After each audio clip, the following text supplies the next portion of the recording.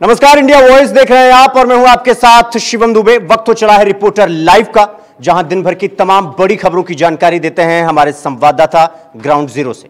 मगर आज हम सबसे पहले बात करेंगे पश्चिम बंगाल के हादसे में। आपको बता दें कि पश्चिम बंगाल के न्यू जलपाईगुड़ी के पास कंचनजंगा एक्सप्रेस से मालगाड़ी टकराई है। इस खबर पर अभी तक क्या कुछ हुआ है, इस घटना में क्या कुछ हुआ है अभी तक, इस खबर पर विस्तार पूर्वक जानकारी दे रही हैं हमारी संवाददाता रिया। पश्चिम बंगाल के दार्जिलिंग के न्यू जलपाईगुड़ी के पास आज सुबह भीषण रेल हादसा हो गया। ट्रैक पर खड़ी कंचनजंगा एक्सप्रेस पर पीछे से एक मालगाड़ी ने टक्कर मार दी। हादसा इतना भीषण था, आप इस बात से समझ सकते हैं कि कंचनजंगा एक्सप्रेस की 2 बोगी डिरेल हो गई, पटरी से उतर गई, वहीं एक बोगी दूसरे के ऊपर जा खड़ी हुई। इस दौरान आपको बता दें कि इस हादसे में कई लोगों की मौत हो चुकी है, वहीं कई लोग घायल बताए जा रहे हैं। मौके पर राहत और बचाव का कार्य लगातार जारी है। इस दौरान रेल मंत्री अश्विनी वैष्णव भी मौके पर पहुंचेंगे, साथ ही पश्चिम बंगाल की मुख्यमंत्री ममता बनर्जी भी मौके पर मौजूद रहेंगी। वहीं इस दौरान जिन भी लोगों की इस हादसे में मौत हुई है, केंद्र सरकार की तरफ से राहत पैकेज का भी ऐलान यहां पर कर दिया गया है।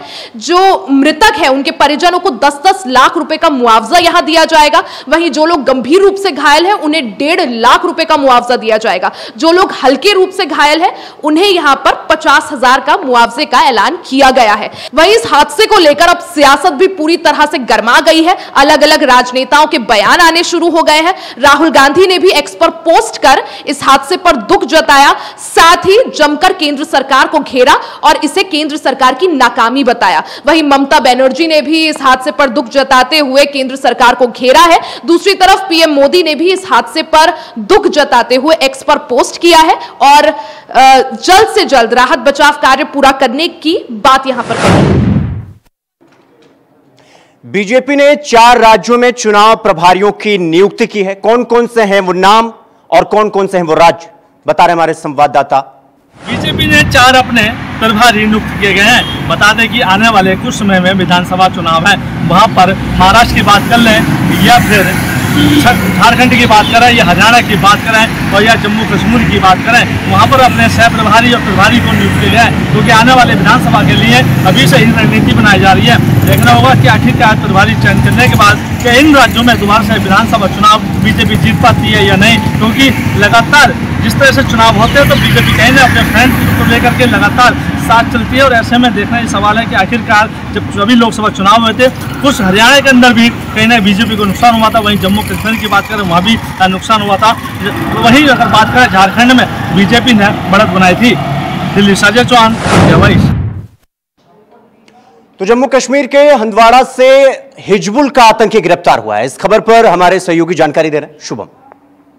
इलाके से एक बड़ा अपडेट सामने आ रहा है। यहाँ पर हिजबुल मुजाहिदीन का एक आतंकवादी को गिरफ्तार कर लिया गया है। आपको बताएं तो सिक्योरिटी फोर्सेस और जम्मू कश्मीर पुलिस का लगातार एक जॉइंट ऑपरेशन चल रहा था और अब जो खबर आ रही है इस हिजबुल मुजाहिदीन का जो आतंकवादी है उसे जो है वो गिरफ्तार कर लिया गया। आपको बताएं तो जो जानकारी सूत्रों के द्वारा हमें मिल पाई है, जिसमें साफ बताया जा रहा है कि ये जो हिजबुल मुजाहिदीन का ये जो आतंकवादी है, इसे जो टारगेट दिया गया था, इसे टारगेट किलिंग का जो है वो मिशन दिया गया था। पर इस मिशन को पूरा होने से पहले ही सिक्योरिटी फोर्सेस ने जो है वो इस आतंकवादी को जिंदा पकड़ लिया है। और हंदवाड़ा का इलाका है, क्योंकि जम्मू कश्मीर में लगातार ये जो 4 मिलिटेंट अटैक हुए हैं, जिसके बीच जो है कई जगहों पर अगर रियासी की बात करें वहाँ पर भी 9 लोगों की जान चलेगी और कठुआ इलाके की वहाँ बात करें तो वहाँ पर भी जो है वो आतंकवादियों के द्वारा जो है वो वहाँ पर जो है वो अटैक किया गया था और उसके बाद डोडा में अटैक किया गया। पर उसके बीच जो है एक बड़ी कामयाबी सुरक्षा बलों को मिली है कि हंदवाड़ा इलाके से जो है एक आतंकवादी को जो हिजबुल मुजाहिदीन का जो है वो उसके साथ संपर्क रखता था और उसको फिलहाल जो है वो पुलिस ने गिरफ्तार कर लिया है और एक मिशन के तहत जो है वो यहाँ पर काम कर रहा था और उस मिशन को कामयाब होने से पहले ही जो है वो जम्मू कश्मीर पुलिस और हमारा जॉइंट ऑपरेशन के तहत जो है इस आतंकवादी को गिरफ्तार कर लिया गया है। इंडिया वॉइस के लिए शुभम बोगल, जम्मू। प्रधानमंत्री मोदी मंगलवार को वाराणसी पहुंचेंगे और प्रधानमंत्री को दौरे को लेकर उत्तर प्रदेश प्रशासन की तरफ से क्या कुछ तैयारी की गई है, बता रहे हमारे संवाददाता मोहन मिश्रा। तीसरी बार प्रधानमंत्री पद की शपथ लेने के बाद प्रधानमंत्री नरेंद्र मोदी अपने संसदीय क्षेत्र वाराणसी के दौरे पर आ रहे हैं। आपको बता दें कि प्रधानमंत्री नरेंद्र मोदी कल मंगलवार यानी 18 जून को वाराणसी पहुंचेंगे, जहां पर वो बाबतपुर हवाई अड्डे से हेलीकॉप्टर के माध्यम से मिर्जा मुराद के जो है मेहंदीगंज पहुंचेंगे, जहां पर किसानों का एक कार्यक्रम रखा गया है। किसानों के कार्यक्रम में किसानों को संबोधित करेंगे। वहीं पर जो किसान सहेलियां हैं, जो स्वयं सहायता समूह की महिलाएं हैं, उनसे भी प्रधानमंत्री नरेंद्र मोदी रूबरू होंगे। और साथ ही साथ जो सम्मान राशि है, जो किसान सम्मान राशि के तौर पर लगातार प्रधानमंत्री जो है नरेंद्र मोदी लगातार पिछले जो है कई सालों से जो है जनता को किसान सम्मान निधि के माध्यम से 2000 रुपये देने का काम कर रहे हैं। उसकी 17वीं किस्त का भी वितरण करेंगे। तो और जो बनारस की जनता है, बनारस की जनता को प्रधानमंत्री नरेंद्र मोदी धन्यवाद भी उसका जो है व्यक्त करेंगे। तीसरी बार प्रधानमंत्री नरेंद्र मोदी प्रधानमंत्री शपथ लेने के बाद पहली बार अपने वाराणसी क्षेत्र के दौरे पर आ रहे हैं। कैमरा पर्सन राहुल पाठक के साथ कृष्णा मोहन मिश्रा, इंडिया। लोकसभा एक स्पीकर का पद बीजेपी अपने पास रख सकती है। इस खबर पर विस्तार पूर्वक जानकारी दे रहे हैं हमारे संवाददाता। चुनाव संपन्न हो चुके हैं, नई सरकार का गठन भी हो चुका है। प्रधानमंत्री और उसके मंत्रियों ने शपथ भी ले ली है। बस अब इंतजार है तो नए संसद के सत्र आगाज होने का। 24 जून से इसकी शुरुआत होगी, लेकिन इससे पहले लोकसभा स्पीकर पद को लेकर सत्ता और विपक्ष में मत्थापच्ची चल रही है। सूत्रों के मुताबिक बीजेपी ये पद अपने पास रख सकती है। हाँ, डिप्टी स्पीकर का पद वो टीडीपी या जेडीयू को भी दे सकती है। दिलचस्प बात यह है कि कांग्रेस विपक्ष चाहती है कि डिप्टी स्पीकर का पद उसे मिल जाए। विपक्ष की दलील है कि बीजेपी के कगड़िया मुंडा को यूपीए ने डिप्टी स्पीकर का पद बनाया था। ऐसे में सरकार को भी विपक्ष का ख्याल रखना चाहिए। इधर सरकार की कोशिश है कि स्पीकर का चुनाव आम सहमति से हो। इसके लिए राजनाथ सिंह को जिम्मेदारी दी गई है। राजनाथ सिंह ने विपक्षी पार्टियों और भाजपा के सहयोगियों दलों से बातचीत कर एक आम राय बनाने की कोशिश करेंगे। वीडियो जर्नलिस्ट के साथ मैं कमल किशोर, इंडिया वॉइस, दिल्ली। दिल्ली में गर्मी और पानी का किल्लत लगातार बढ़ता जा रहा है। इस खबर पर ज्यादा जानकारी दे रहे हैं हमारे संवाददाता अजय चौहान। लगातार पानी की संकट को लेकर के आम आदमी पार्टी के ऊपर लगातार बीजेपी और कांग्रेस धरना प्रदर्शन कर रही है। जगह जगह मटका फोड़ कर रही है। कुछ जगह आरोप भी लगाया गया, कुछ जगह पथराव किया गया था, लेकिन दिल्ली की जनता को क्या अभी तक कोई पानी मिल पाया है, ये सबसे बड़ा सवाल है। क्योंकि लगातार बीजेपी भी आम आदमी पार्टी के ऊपर मटका फोड़ रही है, वहीं कांग्रेस भी लगातार मटका फोड़ रही है।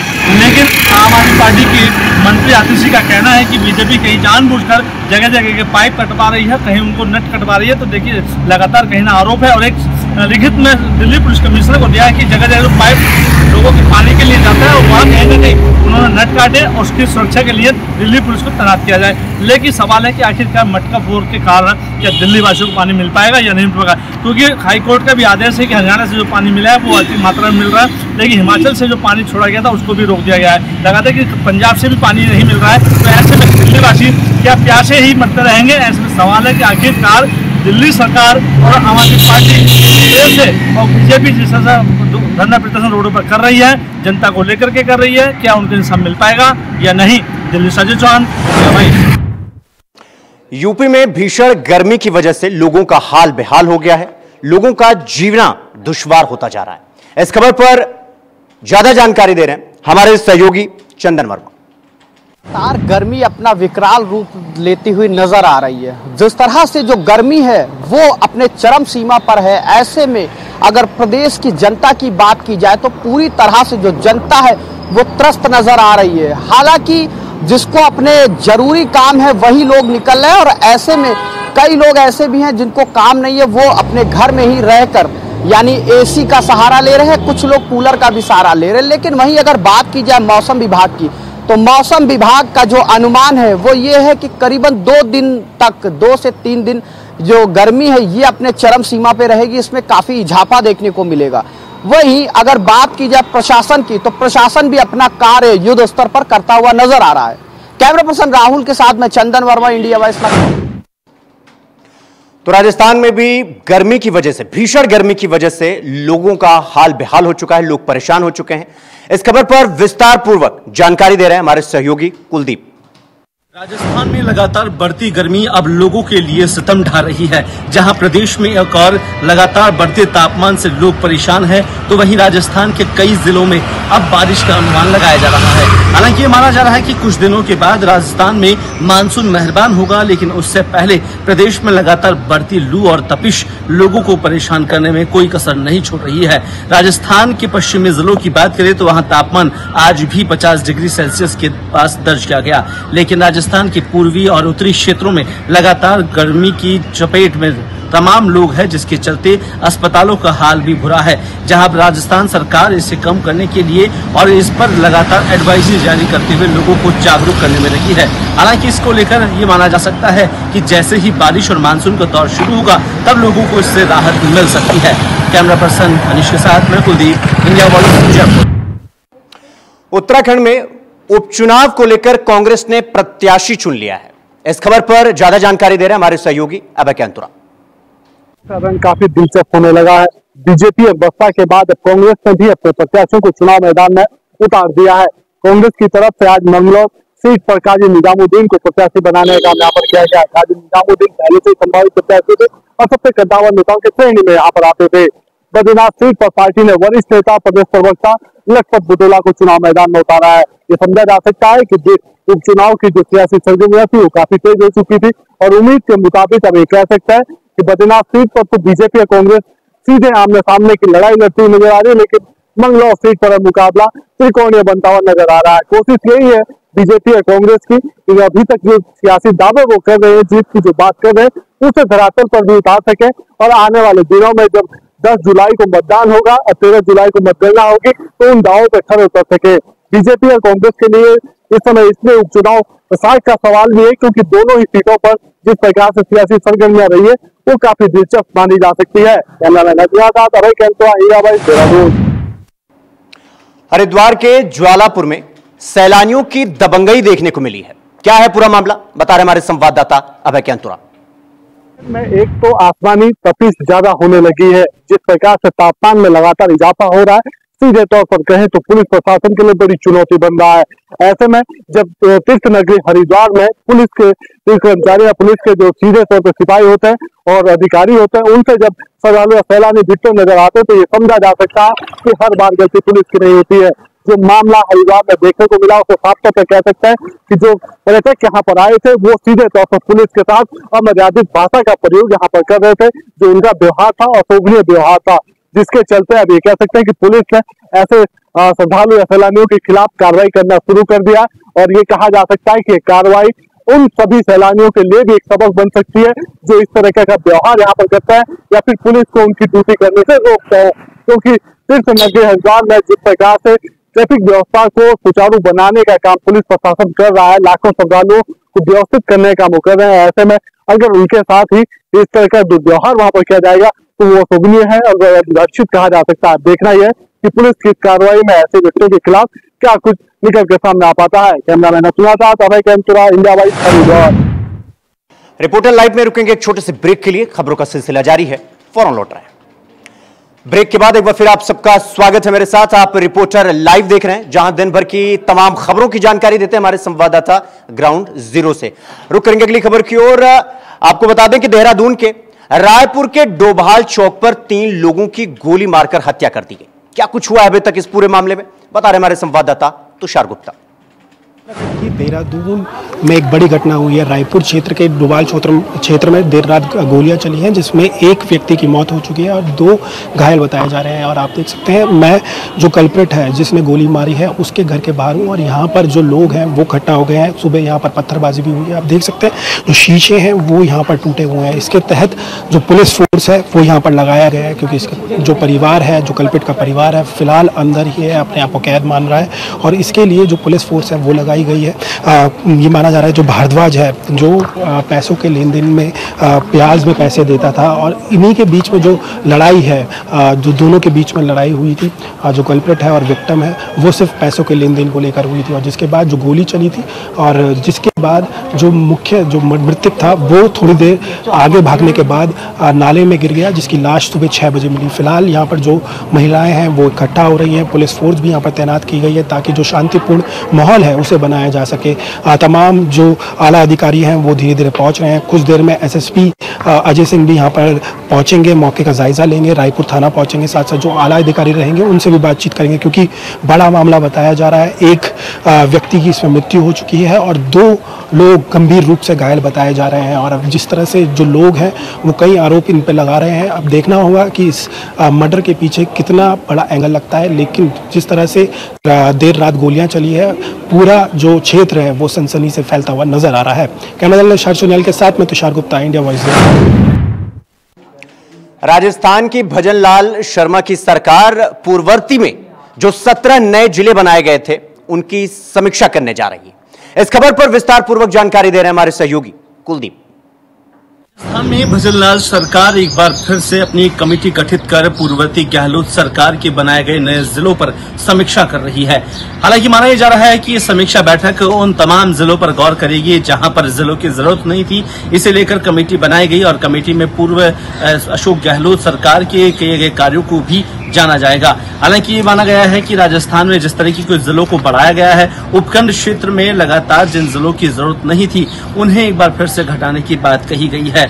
भजनलाल सरकार की ओर से 10 जिले राजस्थान में कम करने को कहा गया है, क्योंकि राजस्थान में एकदम से 33 से 50 जिलों की बढ़ोतरी सरकार के लिए कई चुनौतियों को लेकर आया था। लेकिन पूर्ववर्ती सरकार की ओर से किए गए फैसलों पर अब समीक्षा होकर ये तय होगा कि राजस्थान में किन जिलों की ज्यादा जरूरत है। इन जिलों पर समीक्षा करके उन्हें गठित कर एक बार फिर से वहां कार्यप्रणाली शुरू की जाएगी। लेकिन जिस तरीके का फैसला अब सरकार ले रही है, कहीं न कहीं उसे राजस्थान में सियासत गरमा सकती है, क्योंकि पूर्ववर्ती गहलोत सरकार के किए गए कामों को लेकर केंद्र सरकार ने भी इस पर आपत्ति नहीं उठाई, लेकिन राज्य सरकार की ओर से किए गए इस आपत्ति को लेकर अब विपक्ष कहीं न कहीं हमलावर नजर आ रहा है। कैमरा पर्सन मनीष के साथ मैं कुलदीप, इंडिया वॉइस। लोकसभा चुनाव में 2 सीट पर बम्पर जीत से जीतने वाले राहुल गांधी किसी भी वक्त वायनाड सीट से इस्तीफा दे सकते हैं। इस खबर पर विस्तार पूर्वक जानकारी दे रहे हैं हमारे सहयोगी राजू तिवारी। लोकसभा चुनाव के बाद लगातार रायबरेली की राजनीतिक सरगर्मी बनी हुई है, क्योंकि राहुल गांधी रायबरेली से और वायनाड से दोनों जगह से जीत हासिल करके सांसद जीत चुके हैं। तो ऐसे में अब देखने वाली बात होगी कि राहुल गांधी रायबरेली से इस्तीफा देंगे या वायनाड से। इस पूरे मामले को लेकर लगातार सुर्खियां चर्चा में हैं और अब देखने वाली बात होगी कि वो वायनाड जाएंगे, यानी वायनाड से सांसद रहेंगे या रायबरेली से। लेकिन उत्तर प्रदेश के जो मायने होते हैं वो अलग ही होते हैं, क्योंकि चाहे राज्यसभा हो या लोकसभा चुनाव हो, तो ऐसे में सभी नेता उत्तर प्रदेश को साधने के लिए लगातार जोर आजमाइश करते हैं। भले ही मौजूदा प्रधानमंत्री हो, उनके द्वारा भी बनारस से चुनाव लड़कर उत्तर प्रदेश को साधने का पुरजोर प्रयास किया गया। तो कहीं ना कहीं जिस तरह से राजनीतिक अटकलें लगाई जाती हैं, राजनीतिक विद्वान बताते हैं कि राहुल गांधी रायबरेली की सीट से बने रहेंगे और वायनाड से इस्तीफा देंगे। हालांकि कांग्रेस और राहुल गांधी की तरफ से इस पूरे मामले की अभी कोई पुष्टि नहीं की गई है, लेकिन जिस तरह से रायबरेली की सीटें अहम होती हैं, क्योंकि कांग्रेस की नजरिए से भी देखा जाए तो कांग्रेस की सीट उनकी पारंपरिक और पुश्तैनी सीट मानी जाती है, इसलिए जो कयास और अटकलें हैं वो खास तौर से इस पूरे मामले पर जरूर तेज हो जाती है कि रायबरेली से सांसद राहुल गांधी रहेंगे और वायनाड से इस्तीफा देंगे। लेकिन अब आने वाला वक्त बताएगा कि राहुल गांधी कहां से इस्तीफा देंगे और कहां से सांसद रहेंगे। Raju Tiwari, India voice, Raebareli. राजस्थान में चाकसू में अवैध बजरी का खनन किया जा रहा है। इस खबर पर विस्तार पूर्वक जानकारी दे रहे हैं हमारे सहयोगी कैलाश। राजस्थान सरकार अवैध बजरी माफियाओं के खिलाफ सख्त नजर आ रही है। वही हम बात करें तो भ्रष्ट अधिकारियों के चलते सरकार की पूरी मेहनत पर पानी फेरते हुए नजर आ रहे हैं। हम बात करें चाकसू विधानसभा क्षेत्र के तो चाकसू पुलिस थाने की एक तस्वीर ऐसी सामने आई जो सड़क के किनारे गाड़ी खड़ी करके एक्सेप्ट करते हुए, जिसे बड़ी मात्रा में अवैध से भरे बजरी से ट्रक पुलिस से मिलकर, पुलिस की गाड़ी वहाँ खड़ी रहती है, उससे मिलकर निकलते। इस पर कई सवाल खड़े होते हैं। ग्रामीणों की माने तो ग्रामीणों का कहना है कि यहाँ अवैध बजरी के 100 से 150 ट्रक निकलते हैं, जिससे डेली किसी तरीके से पुलिस रोज यहाँ आती है और अवैध वसूली कर चली जाती है, जिससे अवैध बजरी माफियाओं में किसी प्रकार का कोई भय नहीं है। हम बात करें तो इस पर कई सवाल खड़े होते हैं। इससे अवैध बजरी माफिया इतनी गति से ग्रामीण क्षेत्रों से वाहन चलाते हैं जिससे आए दिन दुर्घटना भी होती रहती है। अब देखने वाली बात रहेगी कि प्रशासन की कभी इससे नींद खुलती है और उच्च अधिकारी इनके खिलाफ कड़ा सख्त कार्रवाई। एक तरफ राजस्थान सरकार बजरी माफिया बजरी को लेकर सख्त नजर आ रही है, वही दूसरी ओर हम बात करें चाकसू थाने की तो राजस्थान के चाकसू थाने में पुलिस प्रशासन में ना तो सरकार का भय ना ही सुप्रीम कोर्ट के आदेशों की कोई परवाह है। यहाँ बात करें हम तो बजरी की तो अभी बजरी यहाँ रोज करीब ग्रामीणों की माने तो रोज करीब 100 से अधिक ट्रक यहाँ अवैध बजरी के निकलते हैं, जिसमें हम एक चौंकाने वाली बात तो यह है कि कल जब हाईवे के किनारे से एक पुलिस की मौजूदगी में अवैध बजरी के वाहन निकल रहे तो एक बढ़ाने वाली बात है कि पुलिस की एक मिलीभगत से ये काला कारोबार चल रहा है, जिसमें ये लगता है कि साफ है पुलिस इसमें लिप्त है। और इससे ये साफ है कि पुलिस कार्रवाई के बजाय उनसे मिलकर और पुलिस उनको एक्सेप्ट कर रही है, तो एक बड़ा सवाल है। अब देखने वाली बात रहेगी कि उच्च अधिकारी व सरकार इस पर क्या संज्ञान लेती है। मैं चाकसू से इंडिया वॉइस से कैलाश। टोंक जिले में अधिकारी सुधरने का नाम ही नहीं ले रहे हैं, लेकिन क्यों, वजह क्या है इसके पीछे, पूरा मामला क्या है, बता रहे हमारे सहयोगी कजोड़ गुर्जर।